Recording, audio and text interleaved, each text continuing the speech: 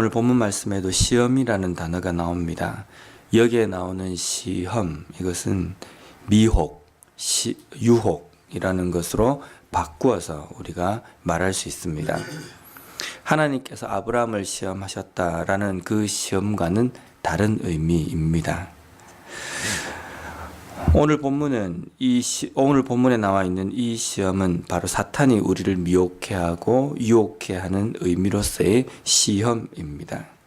그런데 이 시험이라는 것이 미혹, 유혹이라는 것이 우리에게 시험이 되는 이유가 있는데요. 그것은 바로 욕심 때문입니다. 오늘 본문에도 보면 14절에 보면 오직 각 사람이 시험을 받는 것은 자기 욕심에 끌려 미혹됨이니. 어느 한 상황이 있는데 그 상황이 나에게 시험으로 다가오는 이유는 그 상황이 내 마음속에 있는 욕심이라는 것을 건드리기 때문입니다. 그래서 그 시험이라는 그 상황에서 우리가 어떤 갈등이 생기냐면 이것을 내 욕심에 따라서 선택할 것이냐 아니면은 내 욕심을 접고 이것을 선택하지 않을 것이냐, 여기에 대한 기로에 딱 서 있다는 겁니다. 우리가 잘 알고 있는 최초의 사람 아담과 하와를 유혹할 때에도 그 사탄이 무엇을 건드리냐면 사람의 마음에 있는 욕심, 하나님처럼 되고자 하는 것, 내가 지혜롭게 되고 더 명철하게 되어서 하나님과 같이 될 것 같은 그러한 욕심, 그것을 자극을 합니다.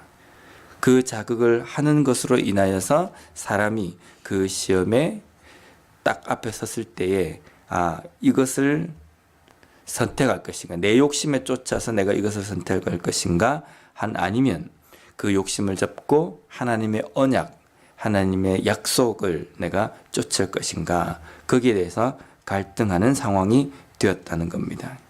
그래서 아담과 하와는 하나님의 언약과 약속을 붙든 것이 아니라 자신들의 마음속에 있는 인간의 그 욕심을 선택을 해서 범죄하게 되어버린 겁니다. 오늘 본문에서 이 인간 마음속에 있는 욕심을 잉태하는 악의로 이렇게 표현을 하는데요. 15절 말씀을 보면 욕심이 잉태한 즉 죄를 낳고 죄가 장성한 즉 사망을 낳느니라. 뱃속에 태아가 이렇게 딱 생기면 뱃속에 있는 아기, 이 아기라고 표현하기 좀 그렇지만 이 태아는 우리의 그 원초적인 어떤 표현으로 우리가 사용한다면 그러면 사람 같지도 않습니다. 이게 사람인가? 이게 사람 구실을 할 것인가? 그래서 전혀 어떤 영향력도 없고 힘도 없는 상태입니다. 근데 이 태아가 점점 자라면 낳아야 합니다. 낳아야 되는 이유는 더 이상 뱃속에 두지 못하기 때문입니다. 그래서 그 아기를 낳게 되면 그 아기가 출산하는 그 순간부터 이제 어떤 인간으로서의 영향력을 행사하게 됩니다. 근데 그 낳아 있는 그 아기를 오늘 본문에서도 보면 죄라고 표현합니다. 영향력이 없어 보이는 태아는 욕심인데 그 욕심이 점점 자라서 이제 출산을 해서 낳아왔을 때는 죄가 되는 겁니다. 이 죄라는 것은 이제 우리의 눈에도 확인이 되고 이것이 어떤 모양이구나라는 것도 우리가 좀 깨닫게 되는 겁니다. 근데 이 죄라는 것을 그대로 두면요, 그냥 가만히 있는 것이 아니라 점점 자라거든요. 점점 자라면 이제 성인이 됩니다. 성인이 되면 어떤 영향력을 행사하고 영향력이 커지고 그렇게 되는 겁니다. 그렇게 되는 그 상태, 욕심이 그렇게 영향력이 있는 상태가 될 때 우리 인간에게 어떤 영향력을 행사하냐면 사망이라는 것이 된다는 겁니다. 이 사망은 단순하게 육적인 죽음만을 이야기하는 것이 아니라 영적인 죽음을 이야기하는 겁니다. 12절에 나와 있는 생명의 면류관과 상반되는 의미입니다.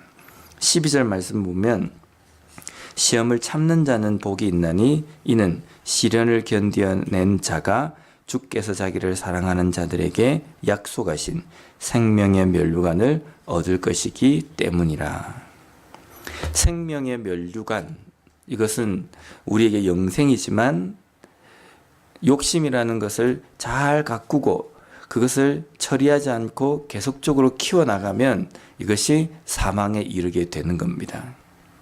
근데 오늘 본문 말씀에 보면 생명의 면류관을 받는 것은 우리의 시험을 잘 참고 우리에게 있는 그 시련을 견뎌낸 사람이 생명의 면류관을 받는다라는 이 표현으로 우리가 이해가 되지만 이것은 뒤집어진 겁니다. 생명의 면류관을 받은 사람은, 영생을 받은 사람, 구원을 받은 사람은 시험을 참고 견뎌내는 삶을 살아간다라는 겁니다. 왜냐하면 그 사람은 하나님께서 사랑하시는 사람이고, 하나님께서 사랑하시는 사람은 하나님께 지혜를 간구하고 그 지혜를 통해서 시험을 이긴다는 표현보다는 견딘다, 그리고 시험을 참는다라는 표현을 씁니다. 왜냐하면 우리의 마음속에 이 욕심이라는 것은 인간의 기본적인 어떤 생각이기 때문에 없을 수는 없습니다. 우리의 육신은 완전히 죽어야지만이 욕심이라는 것이 없어지지, 우리가 이 땅의 삶을 살아가면서 우리의 마음속에는 항상 욕심이 도사리고 있습니다. 그래서 믿는 그리스도인들에게도 욕심을 쫓아서 선택할 것이냐, 아니면 하나님의 뜻을 온전히 붙들 것인가, 이런 선택의 기로의 상황에 항상 서 있다는 겁니다. 그런데 그러한 욕심으로 인하여서 무엇을 선택할 것이냐라는 그 기로에 서 있을 때에 구원받은 백성, 생명의 면류관을 받은 사람, 그 사람들은 항상 하나님의 뜻과 언약을 붙드는 그러한 삶을 살아가게 된다는 겁니다. 욕심이라는 것, 처음에 우리의 마음 가운데 있을 때에는 별로 그렇게 우리의 삶에 영향력이 없는 것처럼 보입니다. 좀 더 많이 먹고 싶은 것, 욕심을 가지고 먹는 것, 죄는 아닙니다. 좀 더 내가 자고 싶은 것, 이것도 죄는 아닙니다. 좀 더 편하고 싶고 좀 더 가지고 싶은 이 욕심은 별것 아닌 것처럼 보입니다. 근데 이것을 쫓아서 살아가다 보면 이 욕심에 의해서 죄를 범하게 되고 이 욕심에 지배를 받게 된다는 겁니다. 오늘 우리의 삶에서 이 욕심을 제어하고 이길 수 있는 방법은 단 한 가지입니다. 하나님께서 주시는 힘으로, 그 지혜로 이길 수 있다는 겁니다. 오늘도 우리에게 우리에게 후하게 주시고 그 지혜를 항상 주시는 하나님께 온전히 간구함으로 말미암아 우리 속에 있는 그 욕심을 온전히 제어하고 하나님의 뜻과 하나님의 말씀을 선택하며 살아가는, 그러한 삶을 살아가는 우리 모두가 되었으면 좋겠습니다. 기도하겠습니다.